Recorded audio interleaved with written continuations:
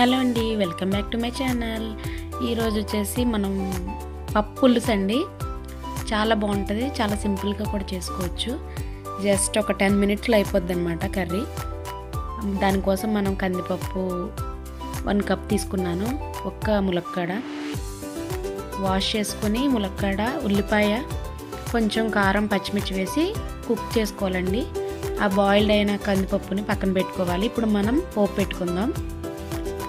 ఒక వెజల్లోకి కొంచెం oil and పోపు దినుసులు, మినపప్పు, జీలకర్ర, ఆవాలు, ఎండుమిర్చి, వెల్లుల్లి, కరివేపాకు ఇవన్నీ వేసి సీజనింగ్ చేసుకోవాలి.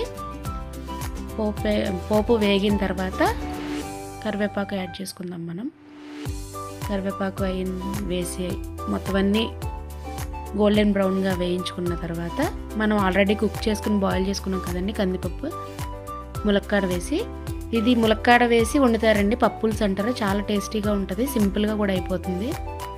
ఆ పోపులోని అది వేసుకోవాలి. ఇప్పుడు ఒక పెద్ద నిమ్మపండు సైజ్ అంత చింతపండు తీసుకుని దాన్ని పులుసు చేసుకొని వేసుకోవాలి. సరిపడా వేసుకున్నాక, అంటే సాంబార్ కూడా కాదు, పప్పు పులుసు అంటారనమాట. స్పెషల్ రెసిపీ ఇది. మా మదర్ వాళ్ళైతే ఇలా చేస్తారు.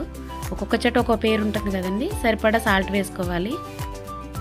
ఇందులో స్పెషల్ ఇంగ్రీడియంట్ ఏంటంటే మెయిన్ చిన్న బెల్లం ముక్క వేస్తారు.